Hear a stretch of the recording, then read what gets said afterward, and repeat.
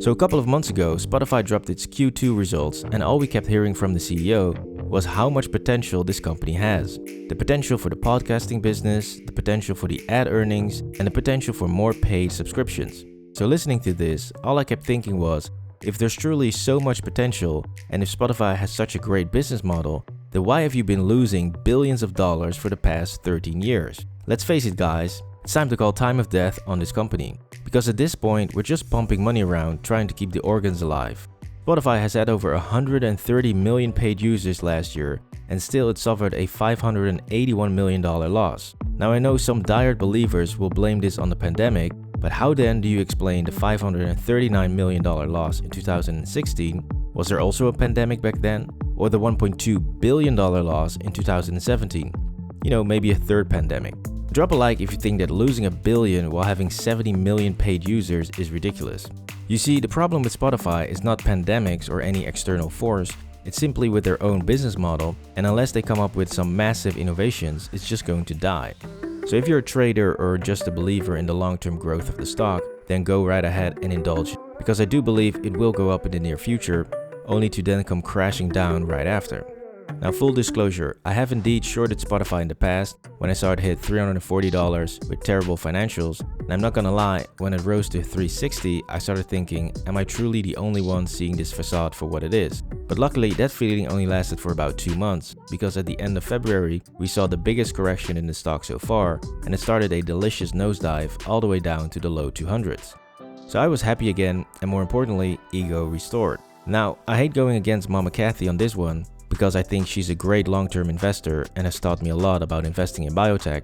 However, she might be wrong about Spotify, and I wouldn't be a true millennial if I didn't point out every little mistake my parents made, right?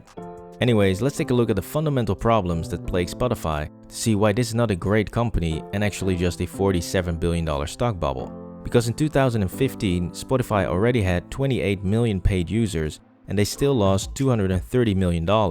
They then increased their users from 28 to well over 150 million, and still they managed to lose hundreds of millions every single year, with the exception of one quote-unquote great year where they lost only 78 million. And yet for some reason everybody's just forgetting about this and raving about the new potential ad income from podcasts. Now it is true that this is a much higher margin business unit than their music business, and that ads on podcasts will definitely bring in a lot of income, but this still leaves you with a terrible part of the business that's losing millions of dollars and only seems to get worse with scaling. Before we continue, please like and subscribe to the channel for more videos. If you can't make any profits with 100 million paid users, your business model is simply fucked. Game developers are letting their users play absolutely free, and they are making millions in profit every single month from just small in-game purchases, and they're doing this with way fewer users than Spotify. This shows you that when a business model is good, it works for 5 million, 10 million or 100 million users, it does not become worse when you scale it up. Now let's play devil's advocate here for a sec and join all the believers who want to disregard the faulty business model, and let's put all of our hopes on podcasting. Because yes, podcasting is indeed a very lucrative and very promising business, but it does not solve the real problem. You're just covering up one terrible business with a lucrative business, and the danger here is that Apple, Amazon and Alphabet can simply run a profit-neutral competitor that allows creators to make much more money from ads on their platform and thus stealing them away. Spotify is already going down this road with the buying of the Joe Rogan podcast for $100 million and the Call Her Daddy podcast for $60 million. These are massive numbers, and these expenses will simply be added to the losses of the streaming business, meaning that any serious profit from ad sales will quickly evaporate. The downside of buying creators to be exclusive on your platform is already showing. The popularity of the Joe Rogan podcast is down, but Joe Rogan got paid $100 million, so he doesn't care. And this brings us to Spotify's biggest problem, which is that all of its competitors are absolute giants in tech. They make billions of dollars in profit, while Spotify is struggling to become profitable.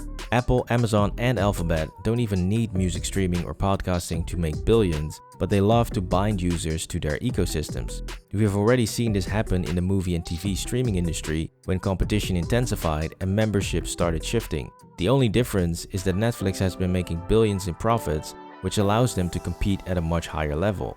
Simply adding podcasting ads is not going to save Spotify. They need a serious overhaul of the entire company and might want to consider dumping the losing elements so they can focus on the high-margin business units. Otherwise, they will be carrying an Achilles heel that will be exploited by competitors.